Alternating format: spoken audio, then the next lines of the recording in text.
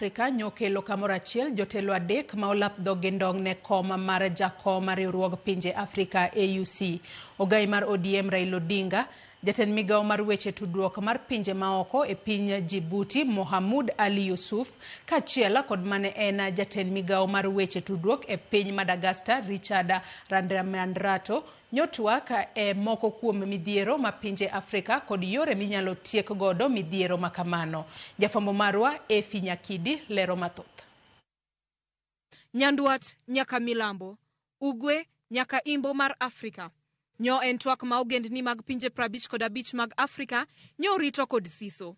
E gwenge ma Kibra boma ma Nairobi, oganda nyo wuok oko, kar kwan gi kendo bet oko karango wang' jowi mar luwo twak makamano. E kinde twak no, Odinga nyo wacho ni pinje Afrika nyaka koro timo ohala kindgi kendo tieko ohinga moket kod pinje Afrika mopogore kaka achiel kuom yore mag bero chenro mag ohala kendo chiwo thuolo ne pinje Afrika timo ohala kokadho chenro mar free trade area. It is important that Africa enhances the trade with itself. The inter-African trade today stands at just mere 15%. The non-tariff barriers to trade that have been imposed by respective African countries, things like standards which are different from one country to the other country, making it difficult for goods to move freely across the borders. Kaluwore ni pinje Afrika ni kod mwandu mang'eny ma ebwolo, Odinga olero ni kaka achiel kuom yore mag chwalo dongruok mar pinje Afrika e rang'iny mamalo nyaka many yore mag medo ndhadho ne mwandugo kapok ochwalgi ne pinje maoko. Now, Africa is the richest continent on the planet Earth in terms of raw materials. But it's a paradox that Africa also is the poorest in terms of living conditions.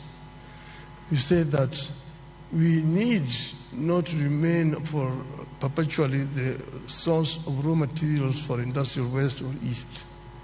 That we need to do value addition to raw materials which are coming out of Africa before we export them.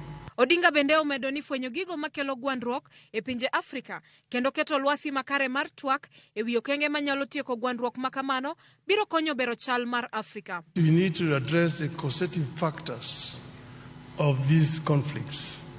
There are some which are conflict caused by poverty or deprivation. Some of them by conflict within the society. Again, things like ethnicity and so on. Some of them are externally influenced or promoted. Some are religious and so on. So there's not a common factor. But what you need to do is to address the causative factors which could translate into these conflicts throughout the continent. We make decisions at the Peace and Security Council level. These decisions are not implemented. Our Peace and Security Council is not proactive.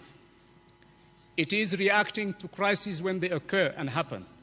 This has to change. Gigo mamoko ma jotelogo notwake gin kaka fwenyo kenge minyalo ti godo e duoko chien hola mimiyo pinje Afrika gi nyinjo mamalo kaachiel kod neno ni Afrika oyudo kare mosiko e riwruoge pinje duto midendo ni United Nations. The international financial infrastructure has worked very much against Africa because African countries have been made to borrow money at a very high rate of interest compared to other countries of the same status as African countries. So we need to address the issue of rearranging the international financial infrastructure. That is, I think, one of the major starting points. Yiero mar jakom riwruog pinje Afrika ibiro tim dwe mar 2 higa mabiro. Efi Nyakidi, Ramogi TV.